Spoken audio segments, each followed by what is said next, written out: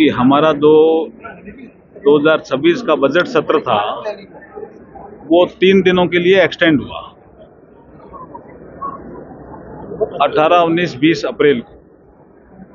और एक्सटेंड होने के बाद नारी शक्ति बंधन अधिनियम, जिसमें लोकसभा में और विधानसभाओं में महिलाओं को 33% आरक्षण देने का प्रावधान 2023 के एक्ट में किया हुआ था, उसको लागू करने के लिए हम संशोधन लेकर के आए थे और बहुत से दलों से हमारी वार्ता भी हुई थी।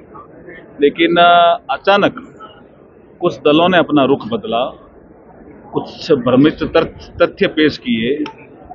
जैसे डीएमके ने कहा कि साउथ के राज्यों का रिप्रेजेंटेशन इस फॉर्मूले से कम हो जाएगा। गृह मंत्री जी ने भी स्पष्टीकरण दिया, मैंने भी बताया, प्रधानमंत्री जी ने भी कहा, रिक्वेस्ट की, लेकिन वो भ्रम कांग्रेस ने फैलाया, वो डीएमके तक पहुंचा। सपा ने पहले हामी भरी कि हमें आपत्ति नहीं है, बाद में वो मुस्लिम महिलाओं के लिए रिजर्वेशन की बात लेकर के हाउस में अपनी बात उठाई, जिसका संविधान में प्रावधान नहीं है। 2023 के एक्ट में कोई इसका उल्लेख नहीं था। हम जो संशोधन लेकर आए थे वो 2023 का एक्ट जो संसद ने पास किया था उसको लागू करने के लिए लेकर के आए थे, क्योंकि उसमें 2 शर्तें थी। एक परिसीमन का विषय था उसमें, उस एक्ट में 2023 वाले में, और एक सेंसस। तो कोविड के कारण ये जो सेंसस में प्रॉब्लम आई, इसलिए हमने 3 संशोधन लेकर के आए थे हम। उसमें टीएमसी ने भी अपना रुख बदला। सपा ने मुस्लिम महिलाओं का कहा, टीएमसी ने कहा आप संगठन में पहले दे दो, हमने कहा संगठन में हमने पहले दे रखा। ये सब कांग्रेस के नेतृत्व में ही हुआ। और प्रधानमंत्री जी ने अपील की भी, क्रेडिट मुझे मत दो, आप ले लो, लेकिन आप कब तक महिलाओं को इंतजार कराओगे भाई? 100 साल का संघर्ष है। सबसे पहले 1927 में पुणे में एक इंडियन वुमेन्स कॉन्फ्रेंस हुई थी। देश आजाद ही नहीं हुआ था, 1927 की बात कर रहा हूं।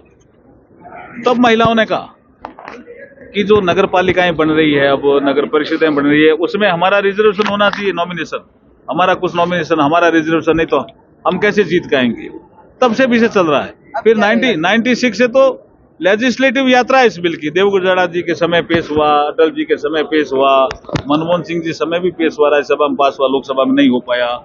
2023 में नरेंद्र मोदी जी ने सभी दलों से सहमति बना करके इसको पास कराया, लागू करने का अवसर आया, इन्होंने अपना रुख बदल लिया। इसमें महिलाओं को लोकसभा में और राज्य विधानसभाओं में 33% रिजर्वेशन देने के लिए जो बिल था पास किया हुआ, उसको लागू करने का ही अवसर था, क्योंकि हमें सेंसस हमारी शुरू हुई है।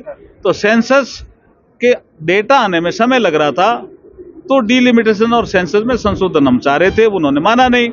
अब आप कह रहे हो कि क्या होगा, हम सहमति बनाने में लगे हुए हैं। सहमति बनेगी तो प्रयास करेंगे निश्चित रूप से। इसमें क्या है, तो हमारी तो प्राथमिकता है ये, सरकार की तो पहली प्राथमिकता है, कांग्रेस पार्टी और सक्रिय हो रही, पहली प्राथमिकता है सहमति। मैं सहमति बता रहा हूँ, शब्द है सहमति, 2/3 बहुमत चाहिए हमें। सर, राहुल गांधी प्रधानमंत्री मोदी पर, गृह मंत्री अमित शाह पर असत्य भाषा का, देखिए ऐसा है राजनीति, जैसे सुषमा जी ने कभी बोलते हुए कहा था कि हम एक दूसरे के विरोधी हैं, शत्रु नहीं।